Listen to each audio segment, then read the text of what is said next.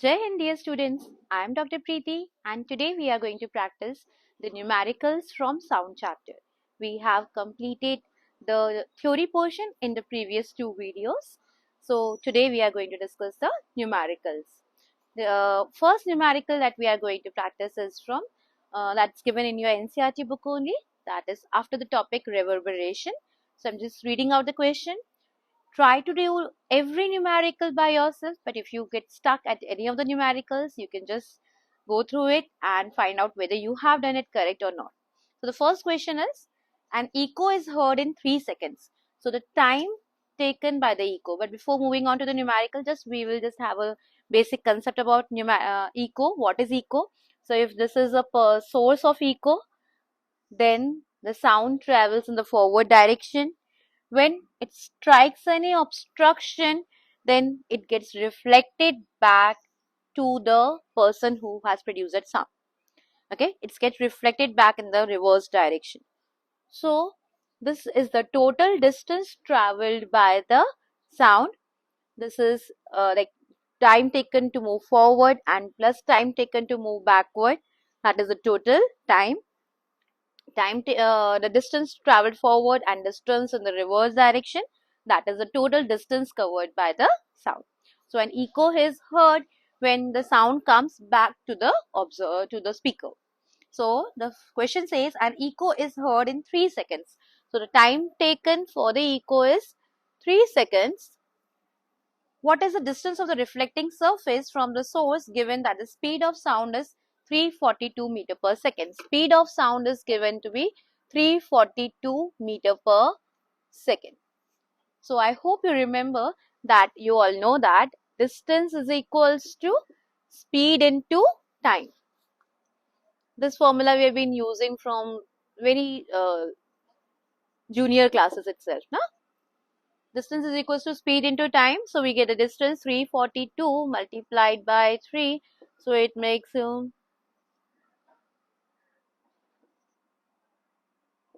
1026 meters. So the total distance covered by the sound is 1026 meters. But are we asked to calculate this distance? No.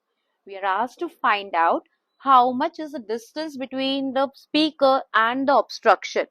So between these, the total distance covered by sound is 1026 meters. So the distance between speaker and obstruction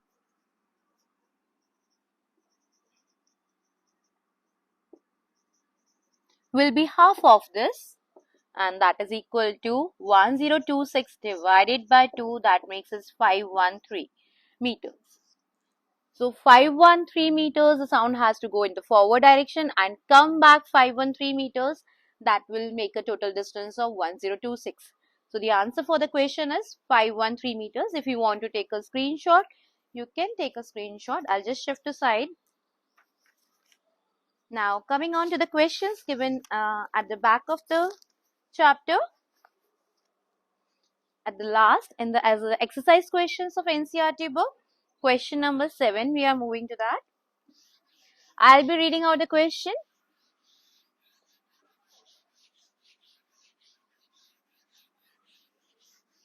I have the old version of the book with me. So the question number might be different, but just concentrate on the question that I am reading. So the question is, a person has a hearing range of 20 Hz to 20,000 Hz, that you all know. What are the typical wavelengths of the sound waves in air corresponding to these two frequencies? Take the speed of sound in air as 344 meter per second. The speed of sound in air is given to be 344 meter per second. You know that the audible frequencies are 20 Hz to 20,000 Hz. And you are asked that what will be the wavelength corresponding to this frequency and what will be the wavelength corresponding to the 2000 Hz frequency. Okay. So before moving on, this is numerical. You should know this formula. So this formula we have studied in the theory part, that speed is equals to wavelength into frequency. But in case you forget this formula, it might happen, na? You have such a lot of things to remember. So in case you forget this formula, no worry at all, because you all know that speed is equals to, you can derive this formula. Speed is equals to distance per unit time. Everyone remembers that. Speed is equals to distance per unit time. But you know that distance in case of waves is represented by wavelength, that is lambda, and time is the time period of that oscillation. So you all know that frequency is 1 upon time period. That you have to remember. Frequency is inversely proportional to time period. जितना ज़्यादा जल्दी जल्दी wave, for example this is frequency, तो जितना जल्दी जल्दी wave move कर रही है उसको एक वेव कंप्लीट करने में टाइम कम लगेगा. तो time and frequency are inversely proportional to each other. So this time is equal to, upon time could be written as wavelength multiplied by frequency. Okay. In case you forget this formula, you can derive it at that moment only. If you have some confusion ki kya tha, kya nahi tha, so you can just derive it at that moment only. If you remember that, that's very nice. Well and good. Okay. So just putting the values, we need to find out the wavelength. So wavelength is equals to speed upon frequency. So in the first condition, when the frequency is 20 hertz, so when we write down, when the frequency is 20 hertz, then the wavelength is equal to speed, that is given as 344 upon 20, that will come out to be 344 divided by 2 is 172 divided by 10, so it's 17.2 meters. So the wavelength corresponding to 20 hertz is 17.2 meters, and the wavelength corresponding to frequency when it is 20,000 hertz, it will be wavelength is equals to speed, that is 344 again, but now we have to divide it by 20,000.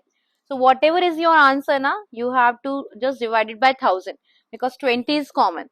Okay, so it was 17.2. Now you have to divide this 17.2 divided by 1000. Okay, so 10 will be cancelled out if you move decimal, shift the decimal to one place. One decimal will be removed. एक और zero से decimal will be moving forward, एक और zero से decimal will be moving even forward. So it comes out to be 0.0172. Okay, you might be wondering, ma'am, why are you telling these things? We know how to divide it by 1000, but in case you have some confusion, any one of you is having some confusion, I'm just trying to help you out. Okay, divide it by 1000, so shift the decimal to 3 places. Okay. So this is question number, this is the question that we have done.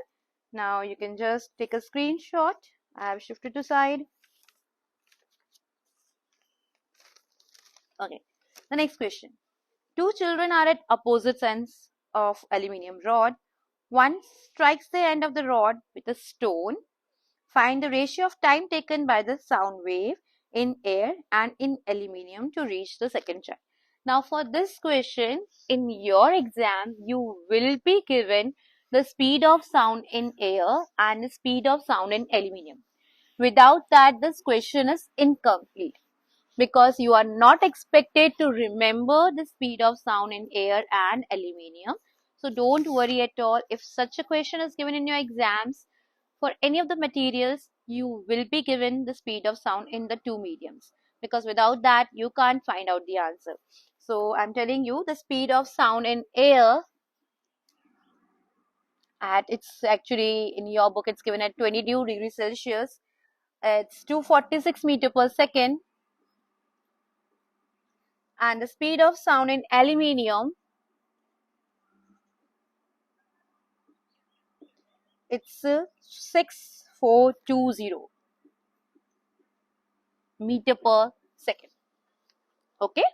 Now, remember one thing. This question is giving you a very important conclusion. We have read now that the speed of sound is faster in solids as compared to gases. So here you can see the difference. In aluminium, the speed is 6420 meter per second, and in air it's just 346 meter per second. So you can see how fast the sound is traveling in a solid medium. Okay. Now, before we move on to this numerical, you are asked to find out the ratio of the time taken. But what is the relation between time and speed? We can make it out from the formula also. But remember, no need to find out the formula of everything. Just recall that you all know that अगर कोई object बहुत fast move कर रहा है तो जल्दी पहुंचेगा, या if it is moving very slowly then it is going to reach earlier. Obviously time will be less if the speed is fast. So speed and time are inversely proportional to each other. अगर speed ज़्यादा है तो कम time लेगा. So speed and time are inversely proportional to each other. So we have to find out the time ratio. So time taken in air upon time taken in aluminium will be reverse of that. Speed of sound in aluminium upon speed of sound in air. You can have to find the ratio, na? So it will be reverse. Speed and time are inversely proportional to each other. So speed time का ratio जब निकालेंगे, that will be the opposite of ratio of the speed. Okay. Now it's 6420 divided by 342.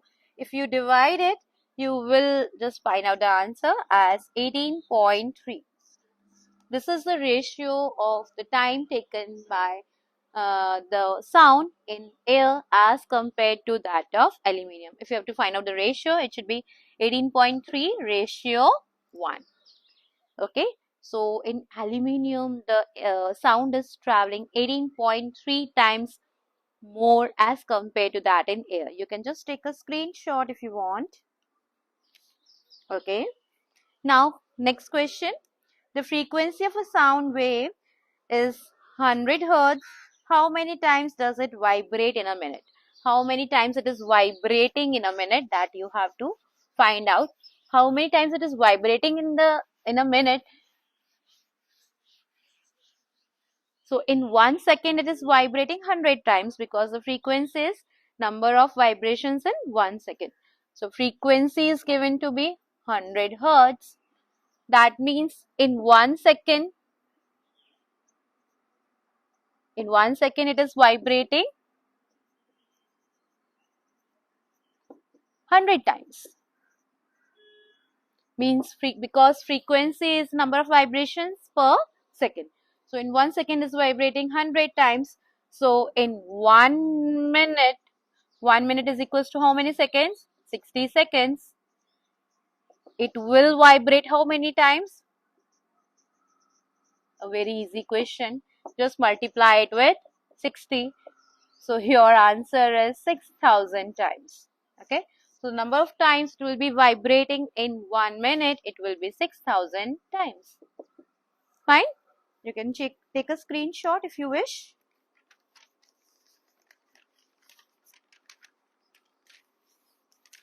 Next one is really a good question.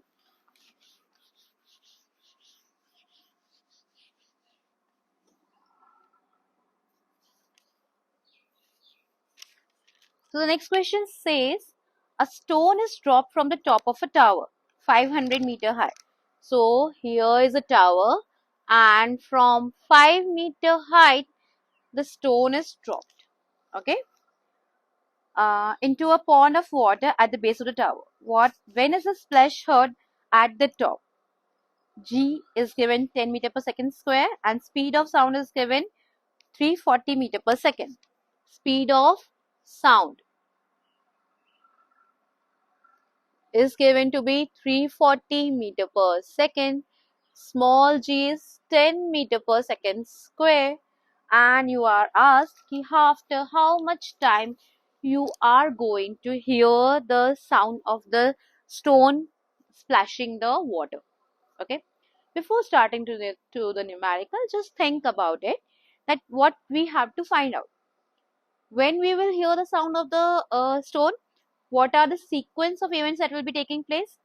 first the stone is going to come in the downward direction, नीचे आएगा, it will strike the water, and when it will strike, after that the sound is going to come back to the speaker or to the person who is throwing the stone here.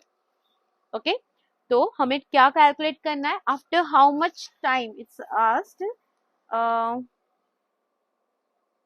when is the sound of the splash heard.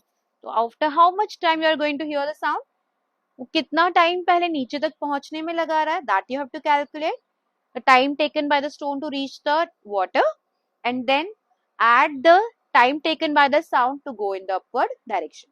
You have to add the 2 times and then you will be getting the answer. Okay, so just find out first, let us find out the time taken by the sound to reach the ground.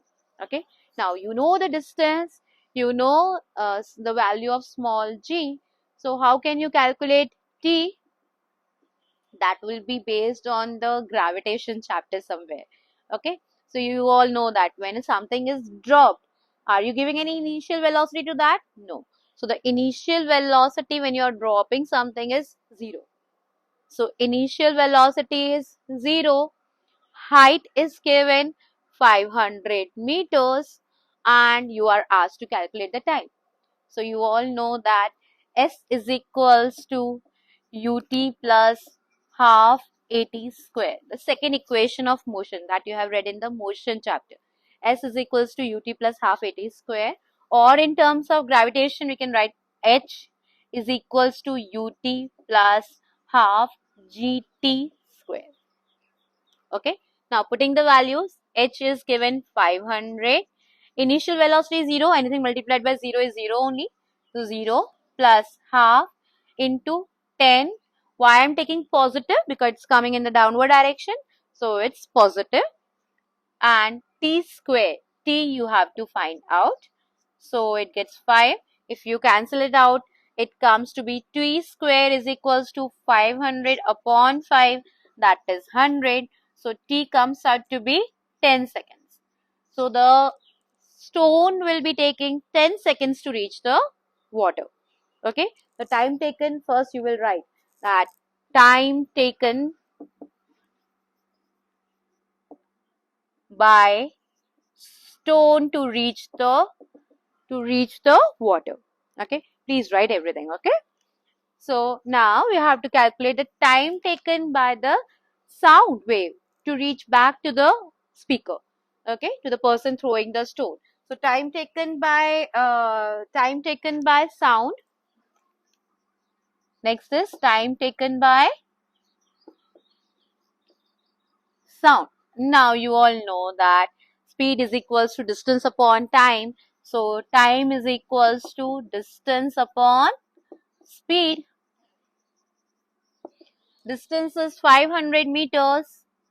Speed of sound is given to be 340 meters. If you cancel it, you will find that you're getting the answer as 1.47. Just calculate it and you will get the answer as 1.47 seconds.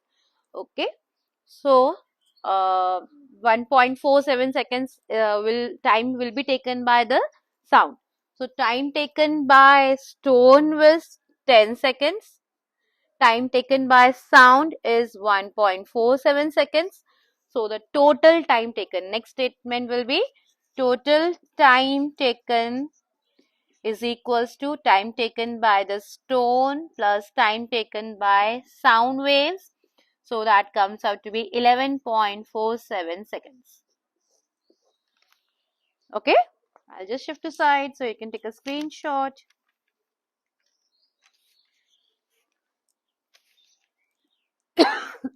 I hope you are able to understand the things.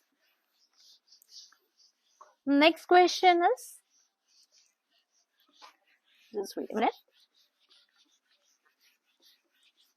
You can skip the video for 10 seconds when I'm erasing the board. Okay. Sound wave travels at a speed of 339 meter per second. So speed of sound is given to be 339 meter per second. if its wavelength is 1.5 centimeter, wavelength is 1.5 centimeter, that you have to convert it in meters. So just convert it then and there only. Don't leave it for later on. So we have to convert it into meters, divided by 100. So it comes out to be, when we are dividing by 100, you have to shift the 0 two places. So 0.15 meters, that is the wavelength. What is the frequency of the wave? Will it be audible? So what will be the frequency, you are asked?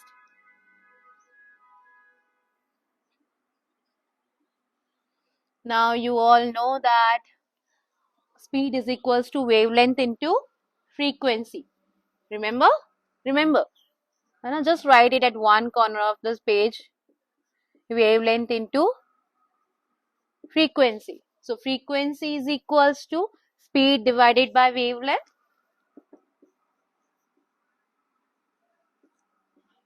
Speed is 339 meter per second divided by 0.015 meters. So I would like to remove the decimal first. So I can write 15 divided by 1, 2, 3 zeros. Okay. Now denominator of a denominator becomes the numerator. So it will be written as 339 into 1000 upon 15. Remember, denominator of a denominator becomes the numerator. Okay. Now 5 3 times is 15, 5 200 times is this, 3 1 1 3 times is 339. So it comes out to be 22600 hertz. So the frequency comes out to be 22600 hertz. Now it is asked that will this sound wave will be audible to you?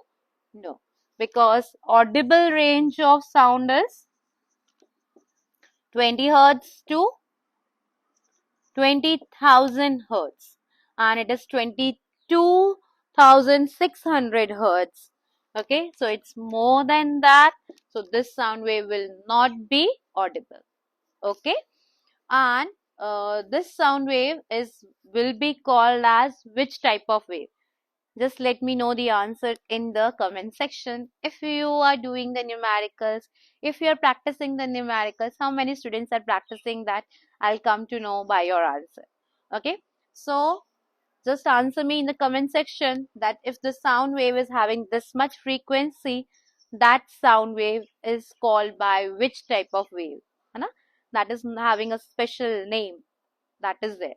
So just let me know the answer in comment section. Don't feel that if one student has given the answer, why should I give the answer? It will just let me know how many of you are practicing that. Okay. So that's all for today. I hope you have completed with all the numericals of the chapter. And if you have doubts in any other numerical from any other book also, if you practice some numerical and you have doubts, I'll be really happy to help you out. You can just post your questions in the comment section. Okay, that's all for today. Good day everyone, and I'll just shift to side so you can take the screenshot. I hope you have taken the screenshot.